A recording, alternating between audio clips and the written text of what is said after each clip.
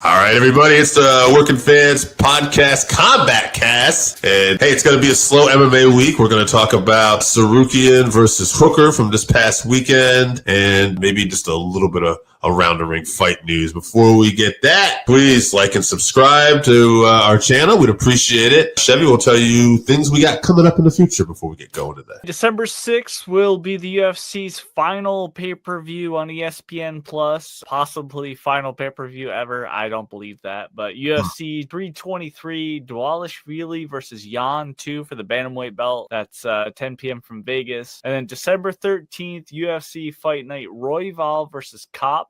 Yes. Final ESPN card is going to be an Apex card. How fitting. Yes, it is. And then as we come to the end of the year, UFC does take a holiday break. So there are currently no fights scheduled until the end of January after that. So we'll be coming up with some content for you.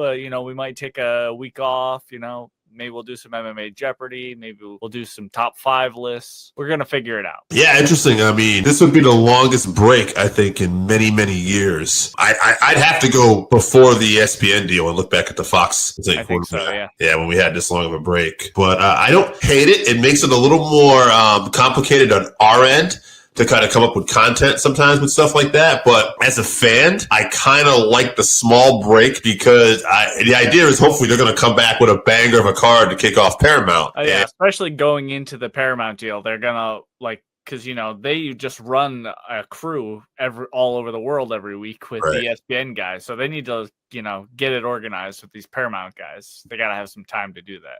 Yeah, and we talked about this off air, but one fight that just got announced, Sean Silva versus Arnold Allen. Yeah, and actually, what? I mean, we'll probably talk about it when the time comes, but how you see a fight like that going down? I'd have to look at when the last time Arnold fought. I think he was injured. He's been out for over a year. John Silva been very active, very dominant, finishing people. So it's a tough ask for Allen to come back in with that ring rust, so immediately I'm leaning towards John Silva, but I'm very high on Arnold Allen. And I'm going to ask you another question before we get to another one we specifically talked about. Dominic Cruz podcast, we talked about this before. He had on Faber. He's got TJ Dillashaw coming up, I saw. One came out as well. It came out already? Have you heard it? Yeah, I listened to it. It wasn't quite as smooth as the Faber one, but Faber's just such a personable guy. Right. I think TJ's a little bit less, comfortable in that situation, but it was still very good. Obviously they were very complimentary of one another, respectful, but you could tell they're both, they talked about it a lot, competitors. So that's why they butt heads so much. And I like Dom's show so far. It's good. Now, I'm very excited. He's going to have Cody on, Cody Garbrandt. I was going to ask if he's going to Cody on. He showed a picture on Instagram of them together. So that one's going to be coming out. After that, I'm not sure. He had Travis Barker on from Blink-182. They've been buddies for a long time. And Travis, I don't know how much you know about him, but he was in a plane crash years ago and 80% of his body was burned from jet fuel. So every time I've heard him on a podcast, that's usually what it comes down to, is talking about that story and how it changed his life and everything. And it's an interesting story, but I've heard it before. So, right. That one wasn't my favorite. But, Dom talking to the other fighters, I'm interested in. Let's talk about something we talked about off air, a rule change. Yeah, KSW, which we don't talk about on here too often, but it's a promotion, a fighting MMA promotion in Poland. Yes. And a lot of great fighters have come out of there. One that jumps off of me is Gamrot. He was a champ over there. I think Jan Blachowicz was too. Jan, yep. So they have a lot of high-level guys. It's a high-level promotion, but they just instituted a new punishment for fighters that miss weight. So in addition to losing part of their fight purse, a fighter will now lose a point in the first round. So absolutely, I assume we're probably on the same page here, but I think the UFC should implement this now. The precedent has been set by another big organization. I think this is a great idea, especially because we've had this issue so much lately. Let's get it going. Accidental eye pokes and accidental groin shots too take a point away. Grabbing the top of the cage. Belal was doing that a lot in the fight. Don't care if it's on purpose or accident. If it's on accident, automatic point. You think it was on purpose? 2 points. Yeah. Let's go. It won't happen. It's just not going to happen as often. Yeah. And the weight because that's what we're talking about here, but I'm just saying in general, yeah, you missed weight. Okay, you're losing a point automatically. You're going to have to fight from underneath now to prove that you really want this fight and you need to be here. And that's going to make fights more, people are going to have to be more aggressive if they go down a point like that. So, absolutely. It also means some people are going to complain or look, for fouls. But yeah, when they get up, they might try to coast, but you hope not. But I think these kinds of things should be punished. I mean, overall, yeah. Lots of fighters. I mean, obviously, I've never been in the octagon before, but lots of fighters like Jim Miller and stuff have talked about they're accidental. But if you know you're going to not be punished, you're not worried about it. Yeah. I mean, you see him in like every fight. And I think it was like just a couple weeks ago after the Tom Aspinall eye poke and then the Waldo Cortez Acosta eye poke back-to-back weeks. Herb Dean was talking about, all the commissions are getting together and we're going to actually enforce the rules where if you're sticking your fingers out instead of up, we're going to take a point, because that is a rule. Mm-hmm. They just haven't enforced it. And then on this card, which we're going to get to here shortly, I saw people doing it, holding their fingers out there, and people were getting warnings, but no points were being taken, and multiple warnings. So right, yeah, and that's what I'm saying. Let's just start coming down a lot harder and make it about you're not going to win, because these guys ultimately they want to get the win. That's the desperation factor here, right? I understand refs and judges and commissions don't want to involve themselves that much. They want to let the fight kind of play out, but it's being taken advantage of at this point. So it's too much. Rules are the rules, enforce them. Yeah, it's too much at this point. It's time for a change. And it's going to make the fighters have to change their styles, and the sport will just evolve. Some other new problem will probably come up. Exactly. But let it come up. Let it come up. Let's visit that, and we'll have time to. I can't imagine it's going to make the fights more boring. So, it kills the flow of a fight when there's an eye poke or a groin strike, and then they just stand there for 5 minutes talking about how in this commentary team saying no, they should take a point, or whatever, and they never do. So, and that kills the flow of the fight. The fights are already too long. It's 4 hours of, Imagine what a world would be if Cyril Gane never poked Tom Aspinall. This is an example.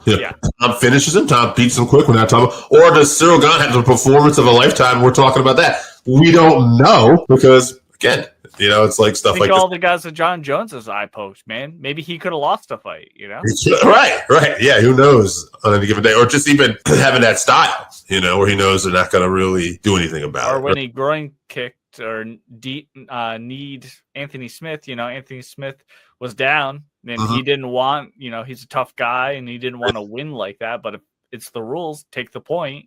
Take the point. I mean, he was getting dominated anyway, so that's not a great example, but. Right, no doubt. Let's get into this past weekend's fight night.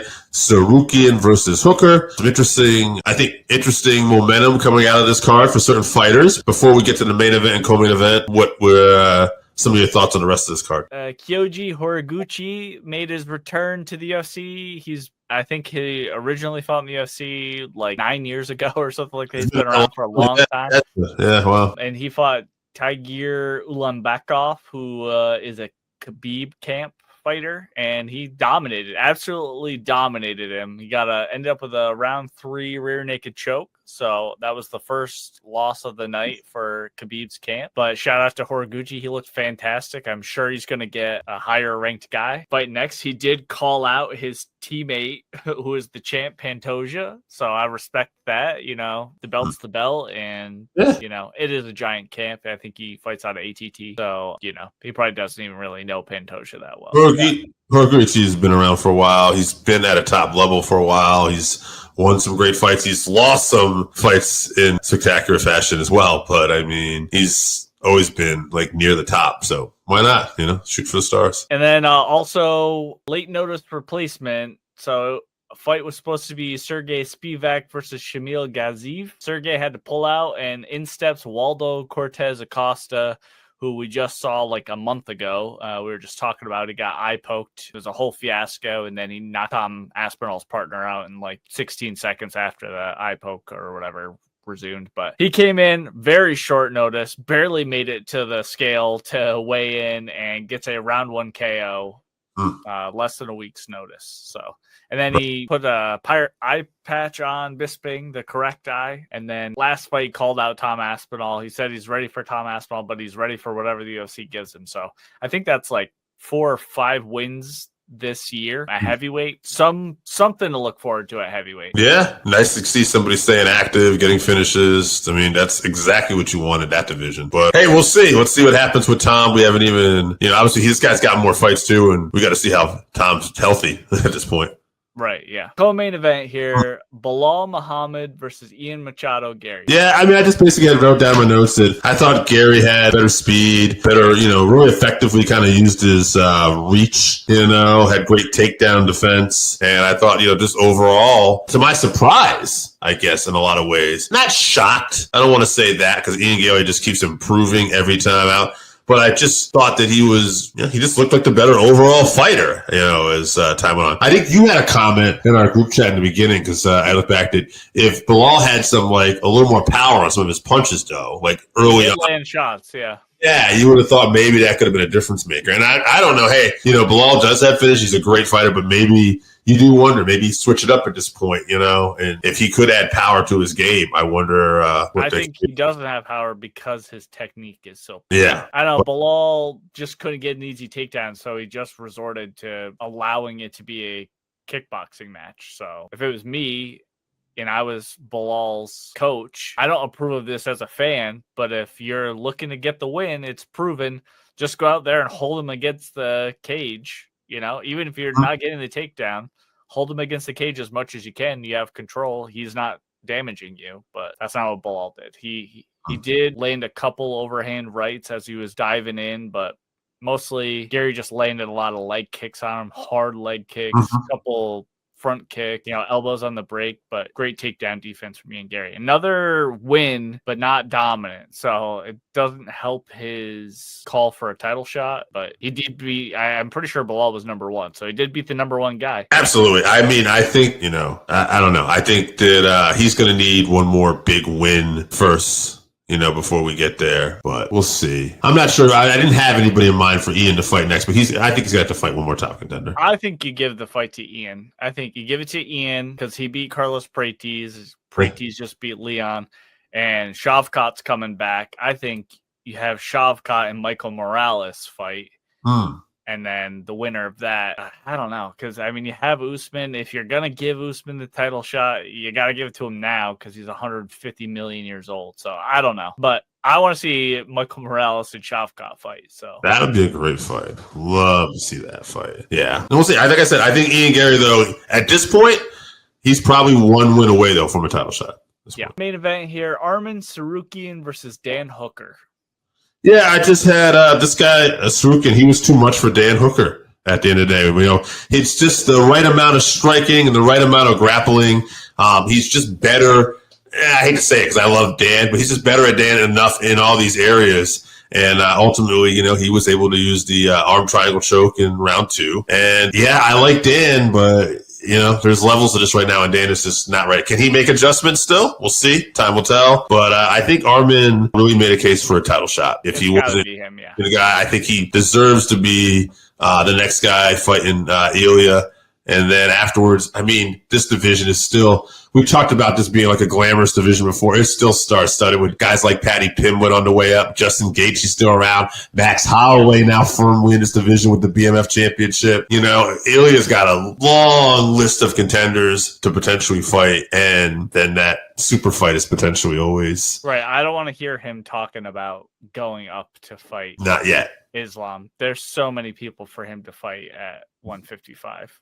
It's the deepest division. So absolutely no jumping from there, dude. No, again, at least he just won the title, I believe, right? Yeah. Let's get at least 4 title defenses in, at least, because this division is so super stacked. Get those 4 in.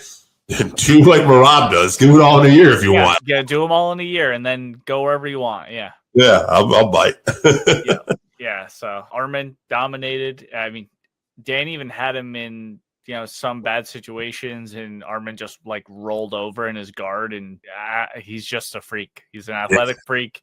He's talented. He's rich. The guy's got it all. So good for him, I guess. Yeah. Dan, bummer for Dan. He did post a video or was on a podcast or whatever talking about probably never going to get his hands on the title. And that's unfortunate, but he's still in high spirits that he can be out there to ruin as many other guys' dreams, hopes and dreams as possible on their way to a title shot. So don't ever count yourself out of that BMF championship, Dan. You could fight. Yeah, that I still would like to see him in Max. That would be great. But that would be stylistically, that would be an amazing fight. Because Max called out Moicano though, and I think that's a fun fight. He said we both suck, and Moicano agreed. He said, "Yeah, we both suck, but they don't want us to fight. They want to feed us to two young lions because they're both old guys." But I'd watch that fight for sure. Oh yeah, put it on January 24th. It's going to turn around here. You got time. All right, guys, that's going to be it for the segment.